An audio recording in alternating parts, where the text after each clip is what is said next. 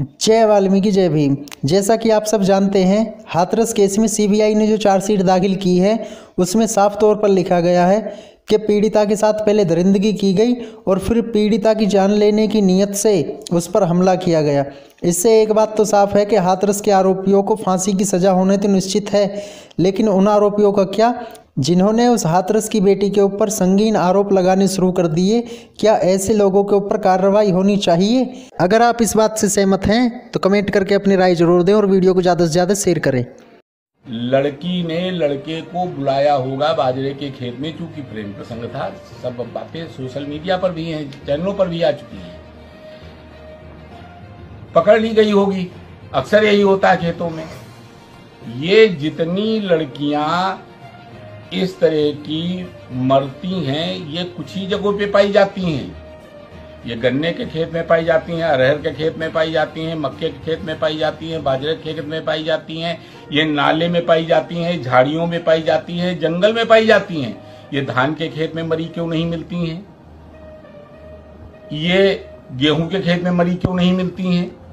इनकी मरने की जगह वही है और कहीं पे घसीट के नहीं ले जाई जाती हैं। कोई इनको घसीट के ले जाके देखता नहीं कि इनको घसीट के ले जाया गया। तो आखिर ये घटनाएं इन्हीं जगहों पर क्यों होती हैं? ये पूरे देश स्तर पर जांच का विषय है। इतना ही नहीं, यूपी पुलिस ने तो हद ही कर दी। पहले पीड़िता का अंतिम संस्कार रात के अंधेरे में परिवार के गैर मौजूदगी में गुपचुप तरीके से कर दिया गया। क्या चल रहा है इतना बस बता दीजिए सर, बस इतना सब मुझे बता दीजिए। मैं क्राइम ब्रांच में हूँ। कुछ और चल रहा है, मुझे आई डोंट नो। नहीं अभी मैं बाहर से हूँ। नहीं अभी आपने मुझे बोला कि नहीं बॉडी नहीं है। क्या है सर, बॉडी है कि नहीं है? मेरी ड्यूटी यहाँ पर है आप लोगों को इस बताने के लिए कि आप लोग आगे ना बढ़े। बस यहाँ पर आगे नहीं बढ़ रही हूँ, आप मुझे बता दीजिए क्या चल रहा है। आप इस बारे में डीएम साहब से पूछना आई है। डीएम साहब से आपकी बात हुई है? डीएम साहब से बात हुई है आपकी? डीएम साहब से बात हुई है आपकी? डीएम साहब से बात हुई है आपकी? डीएम साहब से बात हुई है आपकी? सर ये क्या चल रहा है? डीएम साहब से बात हुई है आपकी? कितनी डीएम साहब से बात हुई है आपकी? नहीं, बात नहीं सही है। सब लोग जो ड्यूटी है मैडम वही बोलूंगा मैं। मेरी भी ड्यूटी है। क्या चल रहा है? ड्यूटी आपकी बात डीएम साहब से हो चुकी है। डीएम साहब से बात हो चुकी है आपकी? डीएम साहब से बात हो चुकी है? डीएम साहब नहीं है, डीएम साहब यहाँ नहीं है। बात आपकी हो चुकी है डीएम साहब से? नहीं, कौन सी बात हो गई डीएम साहब से? आपकी हुई है, आप वहीं जा रहे हैं। कौन सी बात हो गई? मुझे आप ही लोगों ने बताया अभी। ये क्या चल रहा है? आप लोग यहाँ खड़े हैं सर, ये क्या चल रहा है मुझे बताइए। मुझे पता नहीं क्या हो रहा है। संजीव कुमार, मुझे पता नहीं है।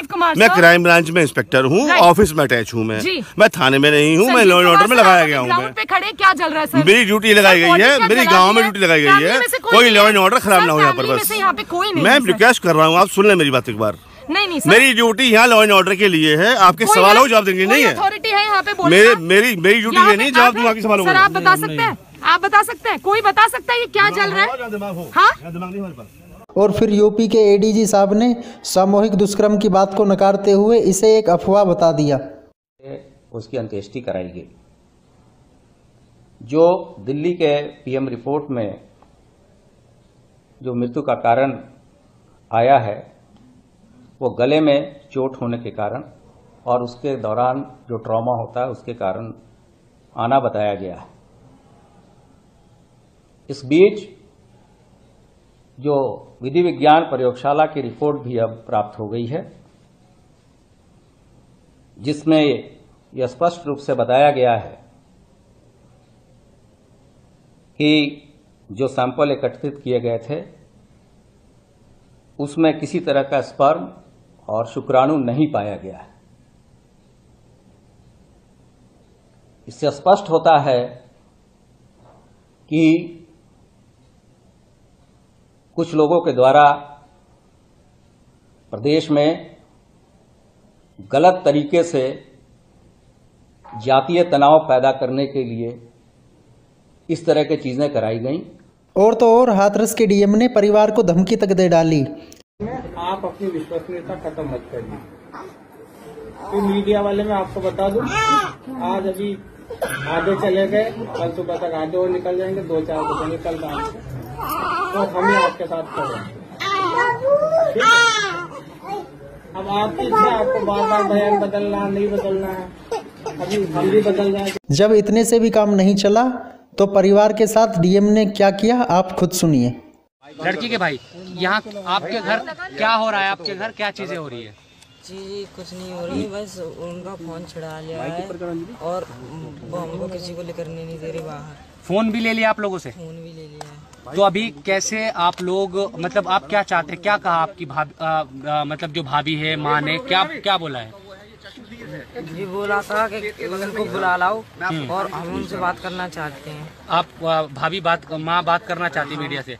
तो पुलिस निकलने नहीं दे रही? निकलने नहीं। क्या कर रखा है पुलिस ने? पुलिस क्या कहाँ कैसे लगी है घर में? घेराबंदी कर रखी है चारों रंग से, छत पे, गांव में, गली में, सब। तुम खेत के बगल में थे उस वक्त? फोनों को बंद करा दिया तुम्हारी? हमको डरा भी धमका भी रहे? डराया था हमको। क्या बोला था?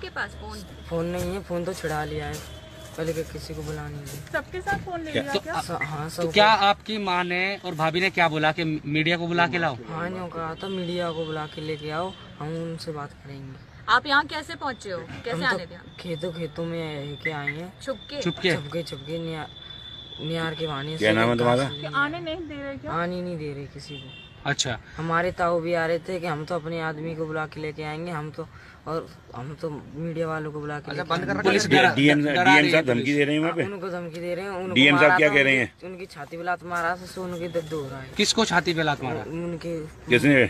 डीएम साहब ने मारा। किसको? बेहोश हुए थे वो? ताऊ को मारा? कल ताऊ जी बेहोश हुए थे क्या? हाँ ताऊ बेहोश हो गए थे। तबीयत कैसे खराब हो गई थी? ताऊ जी की तबीयत कैसे खराब हुई थी? उनकी छाती पे लात मार दिया था, फिर वो अपने आप बेहोश हो गए ना। तो कमरे में बंद भी किया था? तो कमरे में बंद कर दिया था सबको। हाथरस के उस फूलगढ़ी गांव में धारा 144 लगने के बाद भी आरोपियों के पक्ष में पंचायतें होती रहीं। जो मुआवजा बनता है मेरे बच्चों को देना और बिना जमानत के मेरे बच्चे बाहर आएंगे। क्या मेरी मांग गलत है? मेरे परिवारों का पैसा नहीं खर्च होगा, बदनामी नहीं होगी, मेरे बच्चे बलात्कारी नहीं है। FSL की रिपोर्ट कह रही है कोई बलात्कार ना हो, लेकिन कहा कि मीडिया और नेता के बलात्कार। मीडिया की रियलिटी चाहिए, मीडिया की रियलिटी। कोई दबाव नहीं चलेगा जब तक आप साथ हो, कोई दबाव नहीं चलेगा। उन्होंने जब पंचायतों से भी काम नहीं चला तो राजनीतिक पार्टियों को धमकी तक दे डाली। कोई भी व्यक्ति यहाँ पे, कोई भी राजनेता अगर हाथरस में आता है, चाहे वो तृणमूल कांग्रेस हो, चाहे वो भीम आर्मी हो, चाहे कोई भी संगठन, बिना पिटे, बिना सर फटे, बिना गाली टूटे जाएगा नहीं। इसे चाहे मेरा आप हाथ जोड़ के निवेदन समझ लीजिएगा, चाहे इसे गुंडे ही समझ लीजिएगा। उन पर नहीं है एएमयू की रिपोर्ट। इसको सीबीआई पे भरोसा नहीं है, आराम से। इसको एसआईटी पे भरोसा नहीं है, इस पे कानून पे भरोसा नहीं है। क्या एक बार मुलाकात कर, हम तुझे भरोसा दिलाएंगे। जो तू यहाँ राजनीति कर रहा है ना, तुझे भरोसा दिला देगा धवरिया। ठाकुर घर में पैदा होना। एक बार भरोसा दिला बेटा हमारा।